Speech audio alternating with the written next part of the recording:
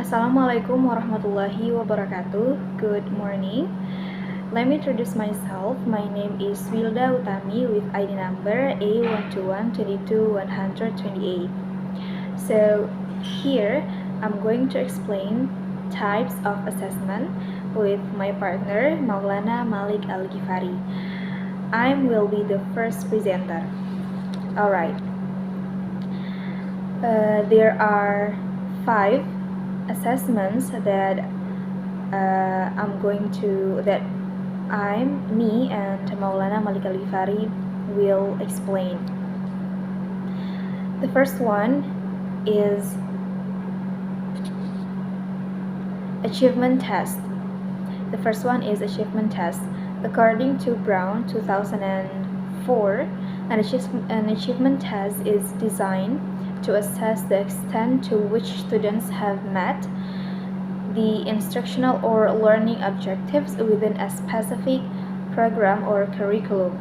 This type of test measures the knowledge or skills acquired during the learning process. For example, the test can be seen at the end of the semester. The questions can include multiple choice, true false, answering questions, or creating sentences based on the topics that have been studied. Jadi, achievement test ini adalah tes yang biasanya dilakukan di akhir semester untuk mengukur sejauh mana para siswa dapat memahami materi pelajaran yang telah dipelajari selama kurun waktu 1 semester. Tetapi achievement test ini tidak hanya dilakukan pada akhir semester, tapi achievement test ini bisa dilakukan sesuai dengan kebutuhan guru. For example, guru ingin melakukan achievement test pada setiap akhir satu bab, misalnya setelah selesai satu bab kemudian dilakukan lagi achievement test untuk melihat sejauh mana dan sebaik apa mereka bisa memahami materi-materi tersebut. Semakin sering achievement test ini dilakukan, maka akan semakin baik untuk siswa. Jadi mereka bisa tahu di mana kelemahan mereka dan di mana kekuatan mereka.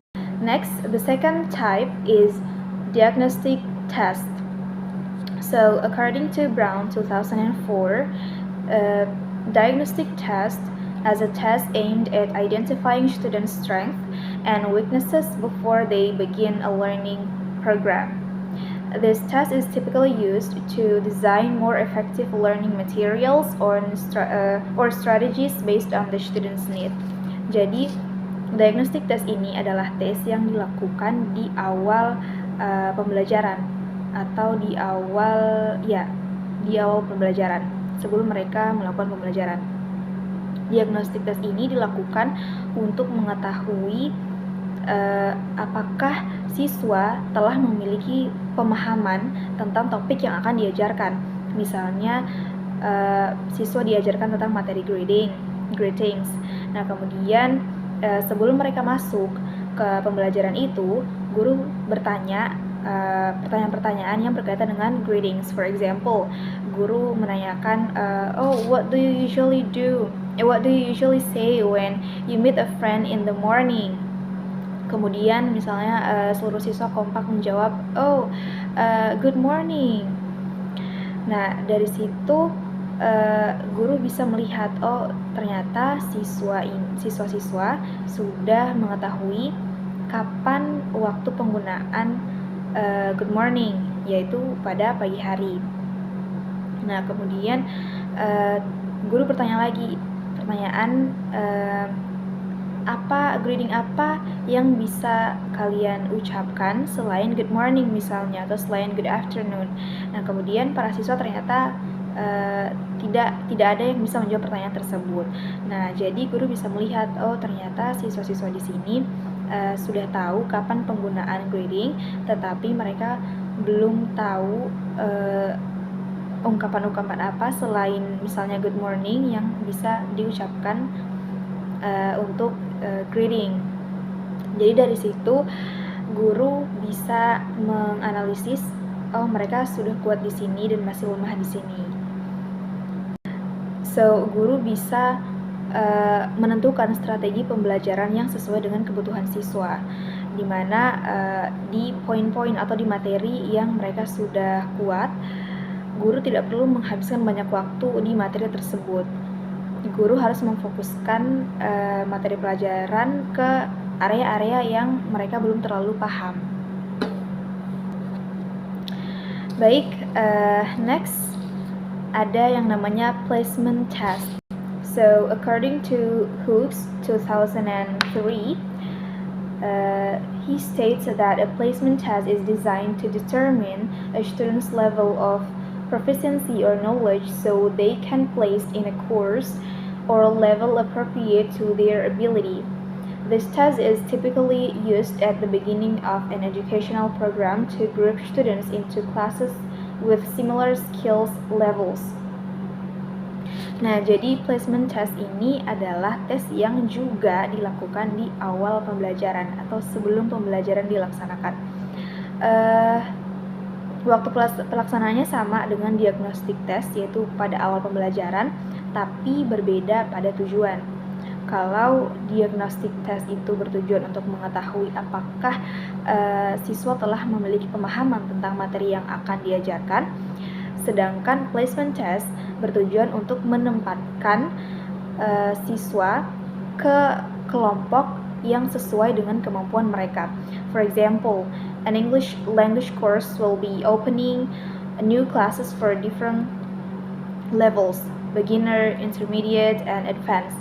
Nah, to ensure that each student is placed in a class that match their abilities, the institution will conduct a placement test.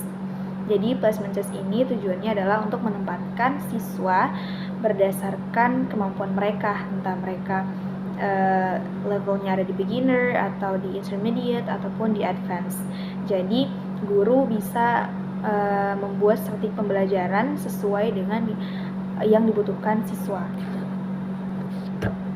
Baik, saya rasa itu saja yang dapat saya jelaskan mengenai achievement test, the diagnostic test, and also placement test. Next, proficiency test and aptitude test will be explained by my friend Maulana Malik Al-Ghifari. Assalamualaikum warahmatullahi wabarakatuh. My name is Maulana Malik Al-Ghifari and I will continue the point for my friend. The fourth is a proficiency test. A proficiency test measures a student's overall ability in a language or subject, regardless of where or how they learn it. It doesn't focus on a specific course, but on the overall ability in the language or skill. Definition source. According to Alderson 2005, proficiency tests aim to measure overall competence, not just one was learned in class. The example is the TOEFL or IELTS test, which measured English language proficiency for students who want to study abroad. The fifth is, or the last point, is aptitude test. An aptitude test predicts how well someone will do in learning a new skill or subject in the future. It assesses a person's potential to success, not what they already know. The definition source is as defined by Carroll 1993. Aptitude tests are designed to predict the ability to learn a new skill or subject. The example is the SAT or IQT test, which measures the students' potential for academic success or their ability to think logically and solve problems. Each of the tests serves a different purpose and is used in different situations to help measure student learning or ability. I think that's enough. Thank you. Assalamualaikum warahmatullahi wabarakatuh.